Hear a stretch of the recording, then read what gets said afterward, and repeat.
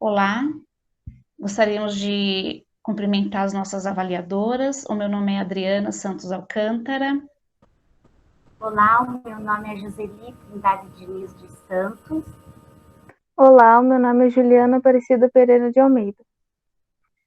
Nós somos alunas da Universidade Virtual do Estado de São Paulo. O nosso curso é Pedagogia. Essa é a apresentação do nosso trabalho de conclusão de curso. A nossa orientadora é a professora mestre Roseli Zanon Brasil. O tema do nosso trabalho é inclusão, reflexão sobre a educação dos surdos nos anos iniciais do ensino fundamental. Bom, a premissa do nosso trabalho é entender como acontece a inclusão educacional. Precisamente a inclusão educacional do aluno surdo nos anos iniciais do ensino fundamental, durante o seu processo de alfabetização. Falado sobre a inclusão, a gente sabe que a inclusão é a prática pela qual se fazem modificações tanto no ambiente, né, tanto no espaço, no ambiente físico escolar, como também nas práticas pedagógicas, de modo que a gente consiga atender todas as especificidades, né, de modo que a gente consiga ofertar uma educação de qualidade, com igualdade de oportunidades para todos os alunos, independente das suas características. Para entender se essas transformações não acontecem como devem acontecer, quais são as dificuldades enfrentadas, né? Seja pelo aluno, pela escola, pelo professor, pela família, pelo aluno surdo ou pelo aluno ouvinte, porque a gente entende que a educação é feita por interação, a partir das interações, né? Escolar. Todo mundo que chega na escola, todo aluno que chega na escola, ele chega com uma cultura, ele chega portando uma identidade, e o papel da escola é respeitar essa cultura, é respeitar essa identidade e proporcionar meios de aperfeiçoamento para elas, né? No caso do aluno surdo, a identidade se faz a partir da sua língua, né? No caso de todos os alunos, a identidade se faz a partir da linguagem, a partir da língua. Especificamente do aluno surdo, que é a Libras, né? Então, uma interação de qualidade, né? Então, baseado nisso, é que o nosso objetivo é refletir se na prática estamos permitindo que o aluno surdo tenha acesso a essas estratégias, né? Que vai lhe permitir interagir com a comunidade escolar, né? E obter uma aprendizagem de igualdade, que é o direito de não só do aluno surdo, como de todo aluno. E essa pergunta é o que a gente vai responder ao longo do nosso Internacionais. A declaração, ela enfatiza a necessidade da educação de crianças com deficiências acontecer no sistema regular de ensino e incentiva também a inclusão daquelas de todas o tipo de educandos, principalmente aquelas que têm a deficiência, e de forma que a escola atenda à especificidade de cada uma. Então, o primeiro momento é a gente falar, é deficiente auditivo, é surdo. Então, houve muita pesquisa em relação a isso, e no nosso trabalho a gente aborda a noção de deficiente auditivo sendo a pessoa que tem uma perda auditiva, ela não é completamente, ela ouve alguma coisa, né, através de aparelho, muitas não usam a Libras, né, então o surdo seria aquele que faz parte da comunidade surda, que tenha a Libras como sua linguagem própria, em que faz os médicos, os doutores, né, eles falavam, não, a pessoa surda, ela é uma pessoa doente, né, então vamos correr atrás de uma cura, né, e até por isso que houve o predomínio da oralidade, esforçando o surdo a aprender a falar. Ele não vai fazer uso da Libras, porque ele está doente, a gente vai buscar uma cura para ele, e a partir dessa cura, ele vai falar, ele vai se desenvolver, né? Então, a família, no meio desse tumulto de informação, ela ficava perdida, né? Então, ela ia atrás do médico, né? Ela esquecia que a criança, ela tem a sua escolha. Ela escolhe, como houve, né? Com o passar do tempo, essa busca por esse direito, né? E surgiu as leis e o bilinguismo, né, para defender a Libras como língua oficial do Brasil, e a aceitação dela como a linguagem natural, enfim. E a lei que regulamenta oficialmente a língua brasileira de sinais é a 10.436 de 2002, que diz que a Libras é reconhecida como um meio legal de comunicação e expressão de língua.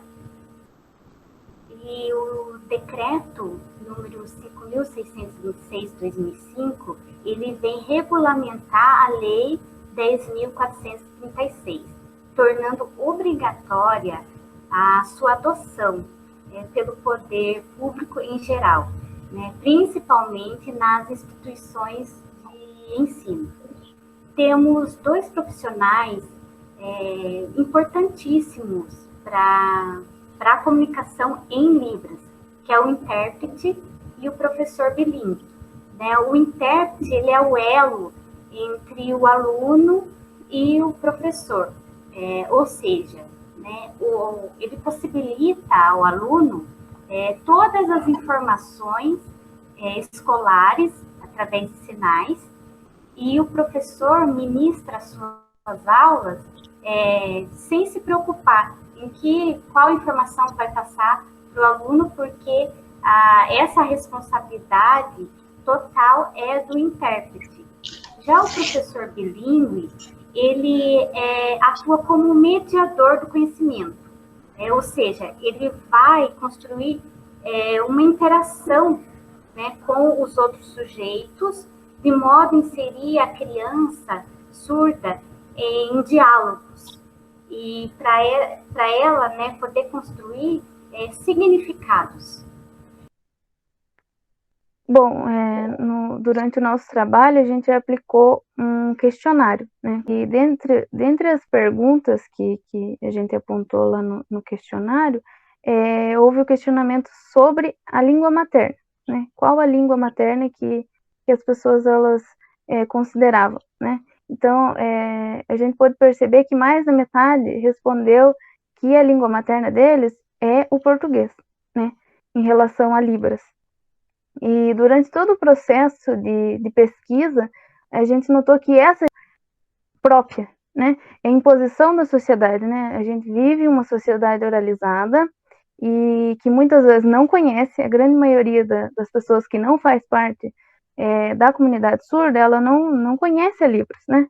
Ela aponta a Libras, tem um preconceito, né? Ela aponta a Libras como simples gestos, né? E a Libras não, a Libras envolve a gestualidade e o corpo, toda a apresentação completa, né? Mas a sociedade oralizada, ela tende a não entender isso, né? E pela ignorância, né, pelo não entendimento, ela tende a julgar. Então, muitos surdos, eles escolhem a oralidade, a tentar aprender, a usar aparelho, no caso de deficiente auditivo, para reprimir, né, por medo, por vergonha, né, pelo preconceito que muitas vezes é cometido com eles. E outra questão é sobre a escola, né? Se ele estudou em escola regular, se ele estudou em escola especial ou em ambas. E a pesquisa mostrou que 52% dos respondentes optaram por estudar na escola especial e regular ao mesmo tempo, né, em ambas. E também durante o processo a gente notou que essa escolha acontece porque a criança não precisa de estudar somente na rede regular de ensino. Por quê? Porque a grande maioria dos professores, eles têm formação que atenda a necessidade da pessoa surda, né?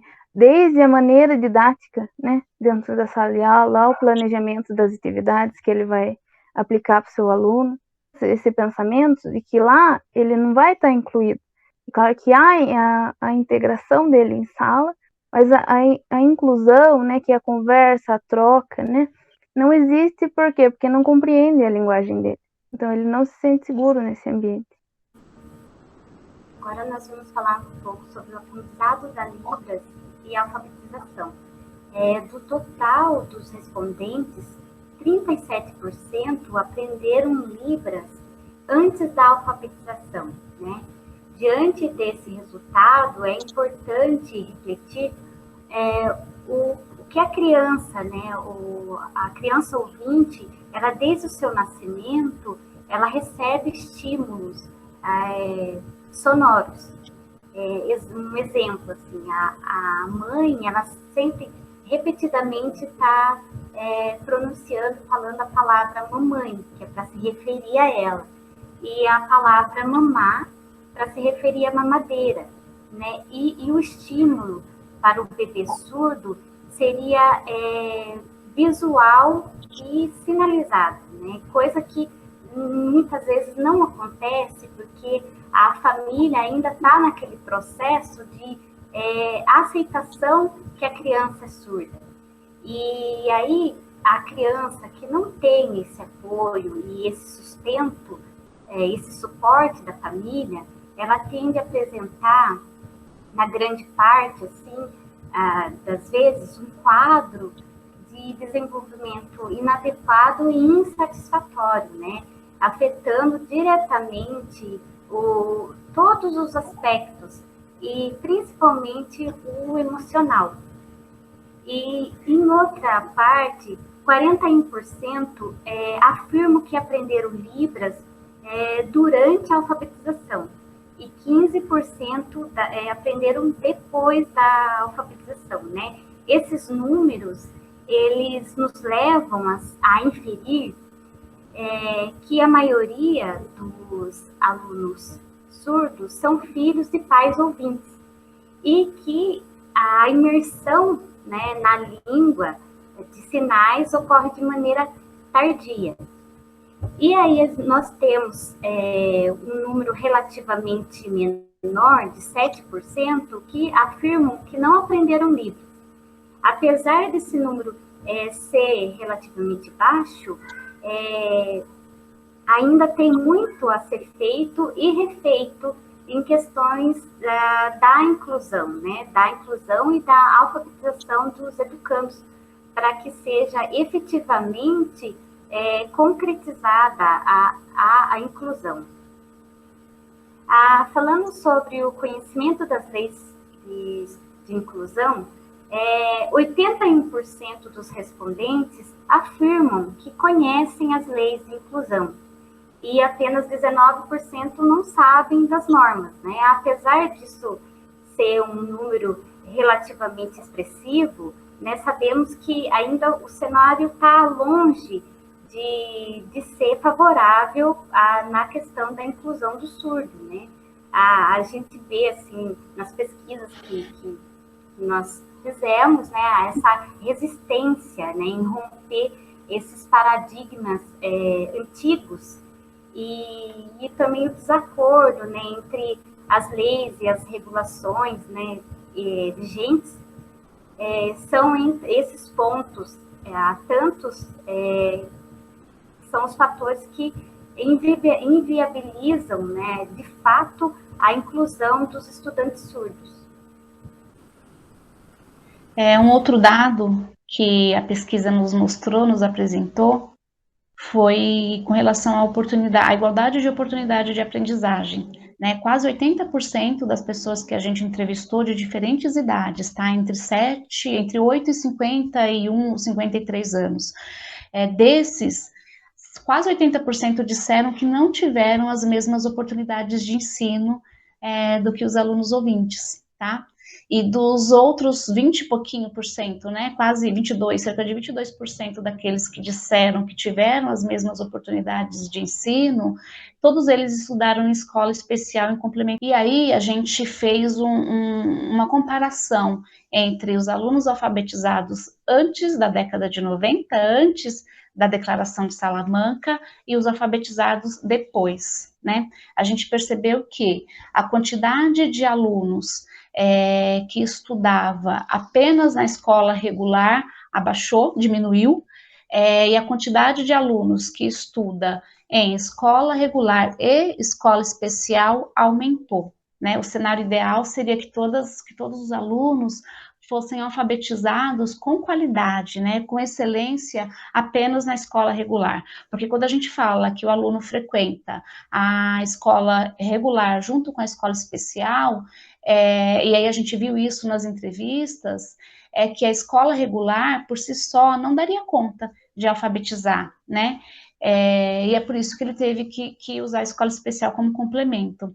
Então, após analisarmos e refletirmos sobre as dificuldades dos estudantes surdos e pelos professores nesse processo de alfabetização em Libras, ficou evidente que há uma necessidade do conhecimento da Libras por toda a comunidade em que o educando está inserido. E, se for o caso, né, fica evidente também, essa necessidade desse conhecimento mesmo da língua de sinais.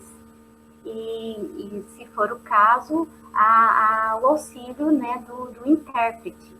E também precisa de práticas pedagógicas adequadas para que realmente esse aluno seja inserido e tenha uma aprendizagem com eficiência. O cumprimento efetivo das leis, né? A legalização está ali para ajudar a pessoa surda, né? E que ele saiba sobre os direitos dele e ele cobre, né? Que isso falta muito. Tem a legalização, tá lá, né? Mas muitas vezes na prática a pessoa ela não conhece e ela não usa. Quando você não sabe, você não cobra. Então, leis e também a necessidade das salas bilíngues, né? Quando o aluno está lá inserido no ensino regular, ele precisa interagir, né? Não só com o professor, mas com o colega, com o funcionário. Então, a necessidade da escola ter essa compreensão da Libras como a nossa segunda língua oficial, entender que, segundo Moura, 2014, usando as palavras dele, é através da interação com o outro, a interação consigo mesmo, né? Essa troca de interação, que a criança, que nós, né? Reconstruímos a nossa identidade. Então, vai aprendendo, vai ensinando, né? E se não tiver essa noção de bilinguismo, como que ele, tendo a Libras como sua primeira língua, ele vai compartilhar? Interfere diretamente na formação dos professores, como eu já disse, na didática, na maneira que você pensa a sua aula, na maneira que você posiciona o seu aluno, né? Olhando para ele, né? Essa compreensão de que o aluno aprende através da noção de gesto visual. Né? Então, você olhar para o seu aluno, isso é importantíssimo quando você fala em ensino regular. Né? Se você quer introduzir o aluno dentro da sala de aula, é fácil, na prática, só você colocar ele lá. Agora, se você quer incluir ele para que ele aprenda de verdade, você tem que pensar em alfabetização no ensino regular de surdo, você tem que pensar nesse todo, né? Não no igual, no padrão. Não existe um padrão para você educar. Só vou acrescentar a vida, né? E aí, depois de ter visto tudo isso que a gente apresentou, eu acho que a gente tem base, né? Tem base científica e tem base prática para responder aquela pergunta lá do início, né? Não, nós não estamos ainda permitindo que o aluno surdo tenha acesso às estratégias que lhe permitam ter igualdade de oportunidade de aprendizagem, né? No ensino regular. Quando entrevistado, os alunos ou ex-alunos disseram, e alguns autores defendem isso, de que o ideal para eles, para o aluno surdo, para o aluno com deficiência auditiva, é estudar em escola especial apenas, é ser alfabetizado em escola especial. E é esse o desejo de muitos alunos, porque eles não se sentem acolhidos, não se sentem pertencentes à escola de ensino regular ainda, como deveria ser. Né? E a gente continua aqui defendendo que a escola ideal não é uma escola que segregue, né? A gente não pode, a gente só vai adiar um problema, porque o aluno que ele vai estudar, como eu já disse, né, durante a infância toda, vai só conviver com pessoas, com seus pares, só com pessoas surdas, ele não vai, quando grande, quando adulto, as oportunidades não serão as mesmas, as dificuldades aparecerão de alguma forma, né? Então o nosso sonho o nosso cenário ideal é que essas dificuldades sejam vencidas e que a gente proporcione, de fato, uma educação de excelência para todos os alunos, sem distinção nenhuma, que isso aconteça na rede regular de ensino, para que essa criança cresça, mantenha e desenvolva a sua identidade e que ele não seja motivo de diferença, que ele não seja motivo de discriminação em nenhum momento da sua vida.